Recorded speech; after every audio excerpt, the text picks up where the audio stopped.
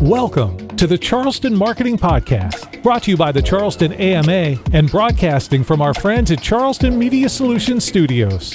Thanks to our awesome sponsors at CMS, we get to chat with the cool folks making waves in Charleston. From business and art to hospitality and tech, these movers and shakers choose to call the Lowcountry home. They live here, work here, and make a difference here. So what's their story? Let's find out together. What's up, everybody? Welcome to the Charleston Marketing Podcast, powered by the Charleston AMA. We're coming to you from the Charleston Media Solutions Studio. Massive thanks to them for supporting CAMA and the show. We've also got to thank our sponsor, South Carolina Research Authority, for the annual sponsorship, plus King and Columbus for jumping in with us in Q1. Shout out, as always, to Jerry Feelsgood for the beats. I'm Tom Kepler. I'm founder of Obsidian Comms Content Coaching, chooseobsidian.com, and I'm one of your co-hosts today. I'm joined by my other co-host, Rachel Bacall. This is our second one together, right? It is. It's really Awesome. exciting. We're a dynamic duo. We are indeed. Introduce yourself and tell us who our guest is today. Yeah, so I'm Rachel. I'm a freelance marketer. I specialize in influencer marketing. And today we're excited to have Miss Tyler Page Wright. Sorry. All of the above. Tyler Page Wright Friedman. Tyler Page Wright Friedman, who is a born New Yorker with deep Southern roots and island ties, and was drawn to Charleston for its people and culture, its beauty, history, and hospitality. She made the city her home in 2013 and founded a tour company, Walk and Talk Charleston, in 2018 to share. She's here to share her stories with visitors and locals alike. That's fantastic. Tyler, you've been dedicated professionally to Walk and Talk Charleston full-time since 2022, when it turned from a side gig into a full-time gig. Before you took that step, you worked at William & Byrd Company as an executive assistant, a state manager prior to that at a private family office in New York. You have a bachelor's in history with a secondary focus in art history from the University of Virginia. Architectural history class taught by Lewis Nelson and Maury McInnes sparked your interest in Charleston's unique built environment and culture of preservation. You also completed a business essentials program from the UVA McIntire School of Commerce in 2020. What a year that was, huh? It was. Good time to do some online learning. Yeah, absolutely. So you're with the Board of Trustees for the Historic Charleston Foundation. You're co-chair of the Winter Party for Society 1858 at the Gibbs Museum of Art. You and your husband, Elliott, who I just got to meet, great guy, and we'll have him on the show in just a little while. You're members of KKBE, where your husband serves as co-president of Brotherhood, and you serve as the docent of Historic Sanctuary. You are both avid patrons of the local arts and culture, and when not leading tours, you can be spotted around town, gallery hopping and attending lectures to further deepen your knowledge of and love for the city. Welcome to the show. What a bio that is. Thank you so much for having me. Glad to have you. Appreciate the incredible introduction. Yeah, absolutely. So Charleston, writ large, global brand at this point, right? Why don't you tell us a little bit about what drew you here from New York and what appeals to you about the city? Absolutely. My first visit to Charleston was when I was in college, and I had the opportunity to stay with some friends who were from here, and I really fell in love with it. My mom was from Bermuda, and it reminded me so much of that island, and come to learn that there are a lot of historic connections between the two places, and that's one of the reasons why the culture seemed so similar to me. Wow. I wouldn't have thought of Bermuda, like out of all things.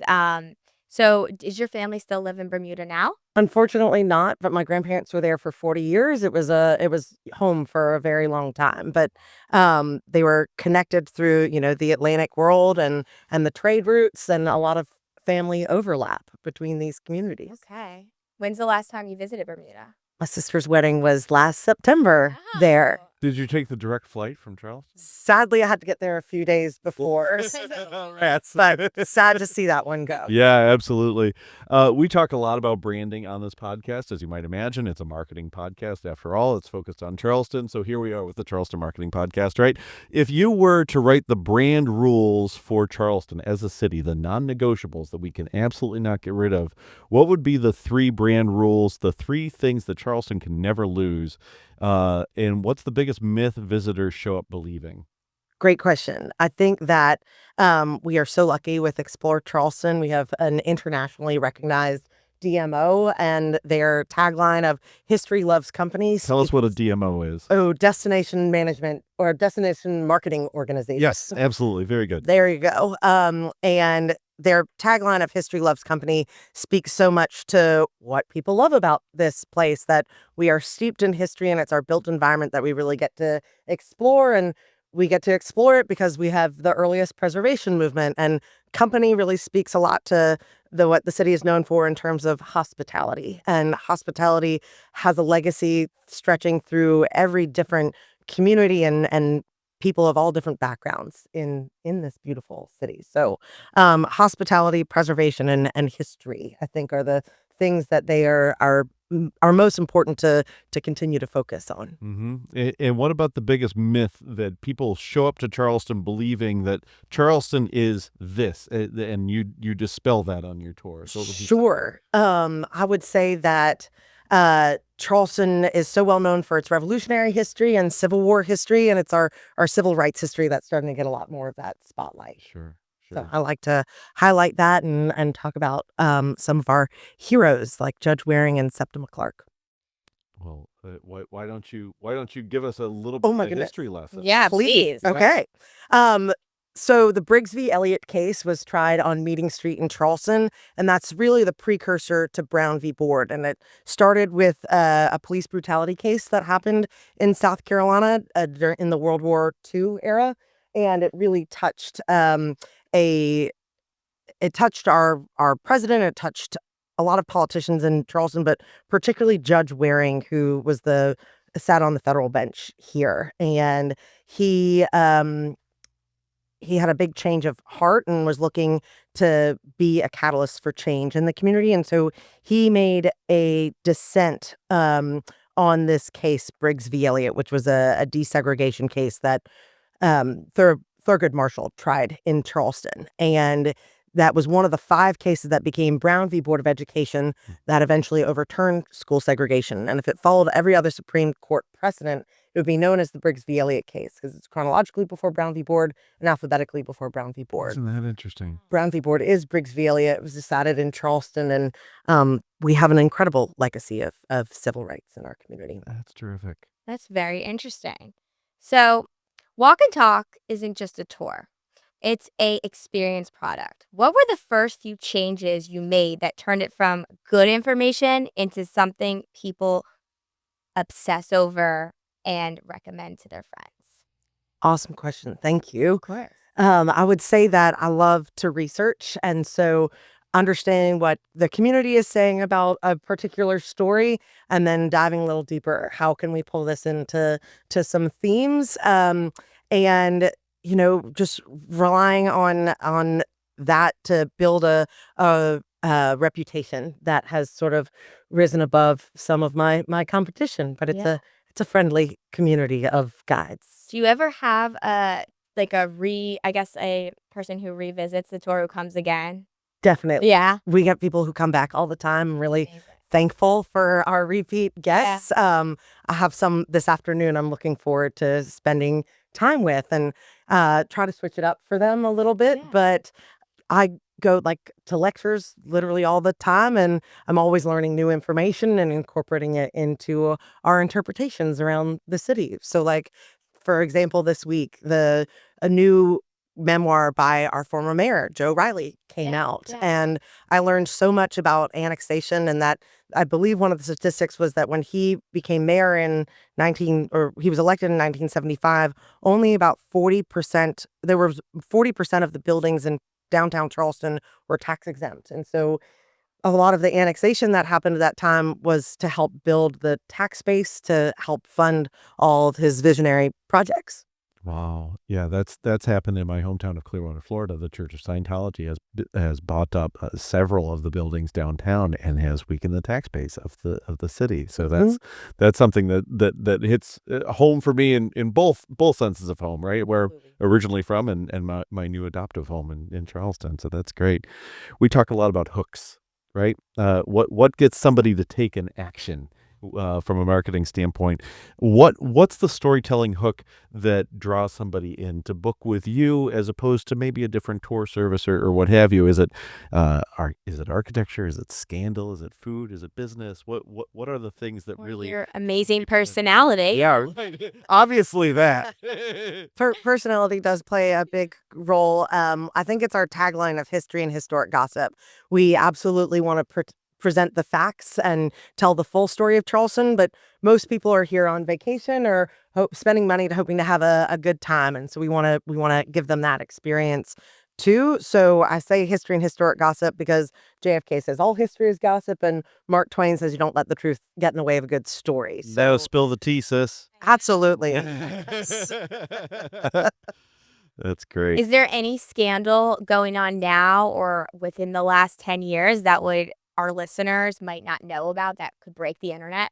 Wow. There are so many scandals in Charleston history. It's hard to come up with one. Maybe not over the last 10 years, but I think it's interesting the role that madams have played in our history, that it was a unique role that women could have power. And they say you can't study American history without studying the role of madams because of how much power and influence they had over the powerful and influential, and how it was, tacitly accepted. I think we had a former chief of police who said something along the lines of, it wasn't his job to police morality. And so I think, it was maybe more than a blind eye. And I think that some of the things that were, standard were maybe, would be wild to us today. We kind of think of the past as being sort of staid, and it really wasn't. Humans have been humans for people. My husband always says, "People be people in." Yeah, And I like that. Humans are very imperfect. As our history speaks a lot to that side of it too. Yeah, and speaking of scandal, it's our history is rocky. It's up and down, right? We've got beauty in our history, and we've got brutality in our history, right? So how do you talk about the hard parts honestly without turning it into a trauma dump tour or doing something performative? That is the perfect way to put it, and it's exactly how we put it on our tours. Is Charleston is this awkward balance of the beauty and brutality. Anything built before 1865, we assume is built with enslaved labor, the wealth derived from their labor, and it's their skilled craftsmanship that goes into building so much of the beauty we admire in these old buildings, and yet also inherently reflects this brutality of the system. So I present the facts as honestly as I know how, and I trust my audience to use their reasoning and their critical thinking to make their own opinions of it, and not. I try to share facts and not opinions, and not sensationalize it. Present it as it is or was. Yeah. So, question, a little bit, let's switch in the topic a little bit, but since you get to know a lot about a tour group pretty quickly, I guess what would you say is the fastest read on people? Great question. I love to ask where they're staying and what restaurants they've been to. That gives me an idea of the experience they've already had in Charleston, and where I can help fill in the gaps of or enhance the experience that they've already had, or make recommendations for further experiences here. Do people during the tour, are they like, hey, what do you recommend? Where should I eat? What should I see? All that? Yes, we love being your guide to Charleston history, but also really your guide to Charleston. We have a great recommendations list on our website with all of the museums, all of the restaurants that we recommend, and also a great learning resources page where people can go and learn more about some of the topics we addressed. That's amazing that you have that all set up, because at least when visitors come and they're like, Rachel, what do you recommend? I'm always looking for resources because I'm like feel like where I go is not super touristy. It's more local. So I'm going to have to check that out and recommend it to my friends who visit. Please do. We love those website hits. Yeah. That's great. You're passionate about preservation work. So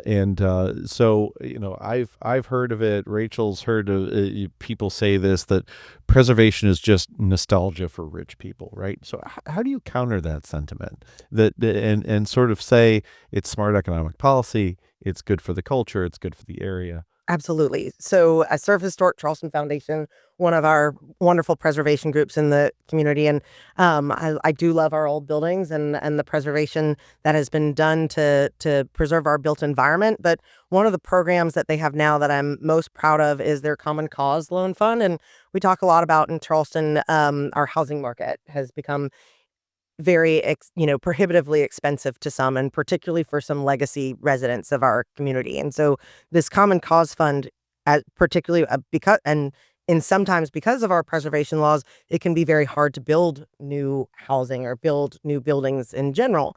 And or update them. Right. So if it's hard to do that, then what if we made buildings affordable to the people who were still in them and found ways to keep them in their properties? And so forgivable loans for exterior home renovations is a program that they are working on with several other groups in the community, but it's been had bipartisan support from HUD, from the federal government, as well as other nonprofits. So right now they're working on repairing a roof on Dingle Street.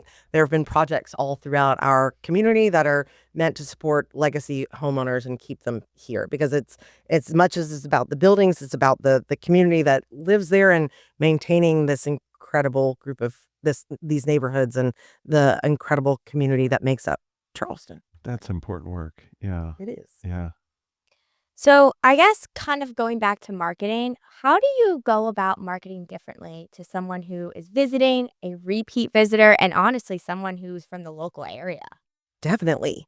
I would say that we probably have about 30% or more of our guests are locals, and we love that. Yeah. And there are so many people to Charleston that are new to Charleston and want to learn about it. So I approach it pretty similarly. And I've had conversations with legacy Charlestonians that they're like, I didn't know that.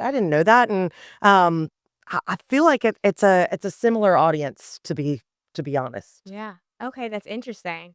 I feel like I could totally use a tour because I'm always, whenever I'm downtown, I'm like reading the little plates on the wall, on the buildings and everything. So I think we could all use a little education on Charleston. Always. And what a year to do it in our 250th anniversary year of the nation. Charleston is one of only 4 cities that was given incredible funding to celebrate this special anniversary, and the only one in the South. Oh, that's terrific. I didn't know that. Neither.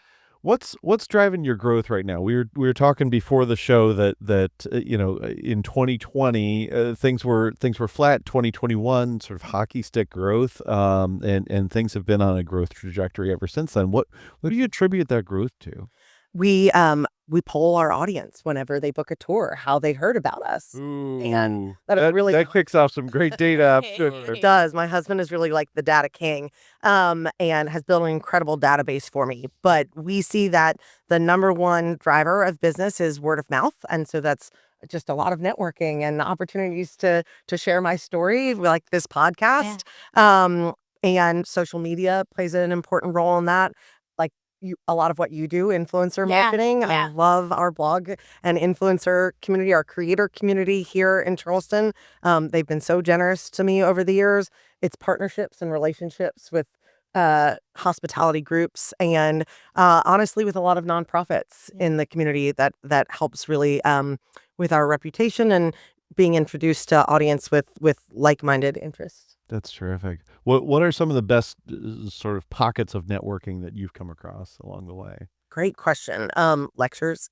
Yeah, you go to a lot of those. It sounds like you go to a lot of lectures. Great. I spent a lot of time at the Library Society and the Dock Street Theater, Historic Charleston Foundation, the Gibbs Preservation Society, Historical Society of South Carolina. Yeah. They all put on excellent programming, and we're so lucky that there's so many cultural resources here in our community. We sure are. Terrific. I was going to say, tell us a little bit about, because I'm always curious if, these new restaurants that are popping up, they're like the viral restaurants to go to. What would you say, maybe top 3, top 5 restaurants it doesn't have to just be downtown, but in the Charleston Lowcountry area? Oh, goodness. For like when my husband and I like to go out Yeah. to eat is different than necessarily what I'm going to recommend to someone, Okay. because you can get Italian food in any community. And when you're in Charleston, I'm going to send our, visitors for seafood and barbecue. Absolutely. But I do love Italian food and I do love French food. So we're celebrating our anniversary at Merci in a couple of weeks. I How love many years? 3. I know. Perfect. I love them. I've worked with them on really cool projects. When they have done, what did we do together? They have another business called The Drifter, and we worked with a YPO group, and we set up. This was wild. We set up a amazing race throughout the entire Charleston What? community with all of these business executives, and so that was such a fun kind of out of the box project. So love Merci, really excited to go there. They were just got a nod for a James Beard last week. Yeah. So excited about that. We love Le Farfalle. I love Bar 167 and 167 Raw. Cannot miss that. That Favorites. is the best. It really is. But I'm gonna send our visitors to anywhere with seafood. So that's again 167 Raw, but also for barbecue. I think it's really amazing that Rodney Scott is the first pitmaster to win a James Beard. Yeah. And yeah. so I brought a journalist there last week. How fun. Terrific. Imagine you're put in charge of the Charleston brand for the next 10 years, right? What would you stop pushing? What would you lean into more? And what do you want the city to be known for by 2035, 2036? Awesome. I hope that Charleston is known to be as great a place to live as it is for our tourists. I know that is a big campaign from the city, and they've been partnering with Explore Charleston, Historic Charleston Foundation, and the Bloomberg people that do great work with cities and mayors. And so they're working on sustainable tourism right now. And I've been fortunate enough to be in some of the meetings. And so I think that's something we're studying, is that, I personally believe, and I heard the mayor say this a couple of months ago, that great museums make great citizens, and great citizens make great cities. So I hope that as much as I love our thriving food and beverage business, I think that continuing to support our cultural institutions are really great community builders. And I think particularly, in this post-COVID era where we have so much opportunity in terms of technology, I see everyone really looking for in-person places to congregate. Yeah. And it's these museums and cultural institutions that These give us third that places. Yeah, absolutely. What is you mentioned a term, and I want to circle back to it. Cultural sustainability or tourism sustainability. What does that look like? What is involved in all that? Great question. I think we've looked at other cities that have maybe tipped too far. I think Venice is really the poster child for over tourism. Barcelona has had issues with that, and so it's not going that far and finding models of cities that have supported tourism and supported their residents. And so we have great laws and livability rules on the books now, but continuing to poll our residents and understand where the pushback is, but maybe also really educate the residents on how much tourism does for our community. The entire low battery wall project was funded exclusively from tourism dollars. And so that is infrastructure that wouldn't be here without the taxes that tourism brings in. Yeah, that's terrific. So maybe keeping Ripley's Believe It or Not off the battery is something along We certainly hope so. There's a lot of opportunity for the battery wall extension project that is still in the works. So. Yeah. Okay. I feel like you have so much knowledge to give. If there's, for some of our younger viewers out there, if they're interested in going in this avenue as a career, do you guys offer internships or things that, students could get involved with? Absolutely. I got to teach a class last night at the College of Charleston where I was asking for interns. So Amazing. I have a marketing internship opportunity open right Awesome. now. We're looking to expand our social media into Substack. I Yes. think long form Yes. is a Oh, I love great this. place to tell these stories. I love how Instagram has connected me to an entire community, but it's shorter form, and Yeah. I like to talk. Yeah. Found a pretty good job for that.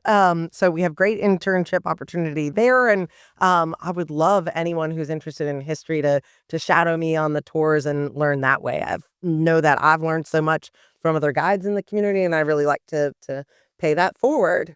That's great. Speaking of lessons learned, what advice would you give to your younger self, or maybe somebody who's passionate about history and is studying history, maybe at one of our great institutions of higher ed here in town, and they want to do what you do? What are some of the lessons you've learned, and what advice would you give to your younger self there? Stay curious. Yeah. Anything that piques your interest or you're confused about and you want to spend more time researching, there are a lot of other people that might want education on that topic. Mhm. And if you're become an expert or at least gather a lot of information and different perspectives on it, then that is follow those times where you get curious.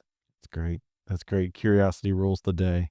Yeah. It does. We say we're for the curious traveler I love that. and local alike. I love that. I'm very curious, so I'm happy that that's that tagline. So I guess if Charleston keeps growing the way it is, what do you hope never changes about this city and the experience that tourists have with it? Sure. I think it's a sense of community. Downtown is 5 square miles. That part is never going to change. And you can, I have the awesome opportunity that I walk the same streets every day and I get to run into friends and colleagues all the time. And so we are a true city. We get several million tourists every year, but I always tell them the people you are on this tour with, you're going to run into at a restaurant or at the event you're going to this weekend. And so, reputation really matters. And I think people behave with civility when they know that reputation matters, that it's a small town feel. So, while we have all of the benefits of being an internationally recognized city, the small town feel, I hope that community sense of community never goes away. Gotcha. Wait, one fun question. Where's the next nonstop flight? Where do we want that to be? Oh my goodness. Bring back the Bermuda one, obviously. Obviously. And a Europe flight would be really exciting again, too. But we were just driving on our way up here and it said we have a $119 flight to Cancun. And my husband said, I don't think I can buy gas to Colombia for that there and back for $100. So you could go to Cancun or you could go to Colombia for $100. Yeah. Yeah. I mean, either way, you're going to have a memorable spring break experience. Yeah. Well, Yeah. let's say, we talk a lot about authenticity. Have you ever been sort of challenged to say, talk about something that's out of your comfort zone and sort of been able to sort of channel back to your true self to express something that is maybe very vulnerable about the city that you love so much? Sure. I'm a born New Yorker. This is not my hometown, and so I'm always speaking, I feel like, from a place of an observer. And this is what I have observed about from studying this city. And that's the way I try to present information. Because I learn new things all the time. And so I'm very comfortable saying this is my learned experience. This is my perspective. And I invite people to, share information or share their perspectives, because that's one of the things that makes America really great is we all have the opportunity to speak freely. Yeah, that's great.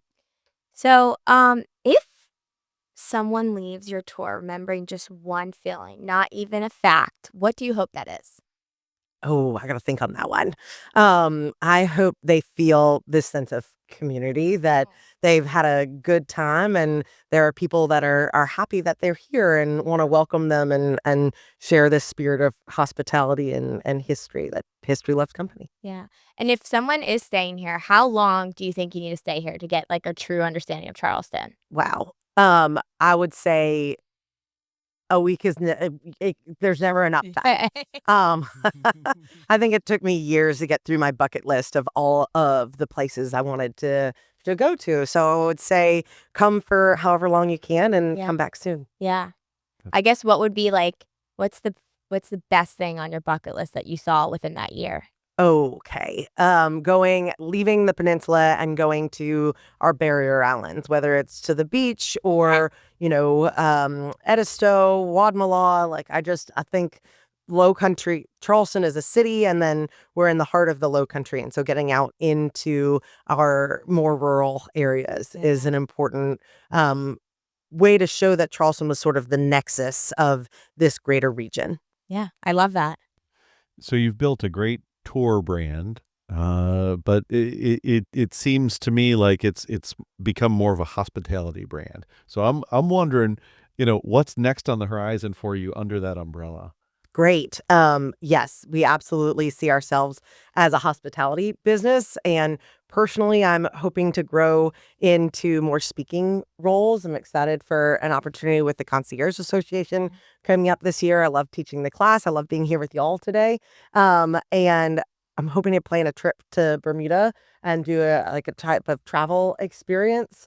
And we're, expanding into Substack. And so I think that's a great place to sort of marry this this brand of Walk and Talk with a more personal brand that hopefully will expand the horizons of more opportunities, and maybe a book in the future. I have a lot of ideas. If only you knew somebody who did influencer marketing who can help you out with that.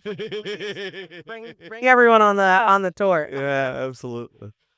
Absolutely. Well, thank you, Tyler, for your time today. Really appreciate it. We've loved this conversation. It's been great. Learned so much. Yeah. Thank you for the opportunity. Yeah. Folks, make sure that you check out our new website at charlestonama.org. And thank you for listening. And wait, last thing, but where can we find you? You can find me at walkandtalkchs.com or Walk and Talk CHS on Instagram and TikTok. Awesome. So if you schedule your appointment today, schedule your tour today. I can't wait to walk and talk. Yeah. I can't wait to join the tour. This is It'd be great. See, locals love it. Yeah, absolutely. All right, Rachel, thank you. Yeah. Tyler, thank you. What a great you. episode. Appreciate it. Bye, guys. Bye, everybody.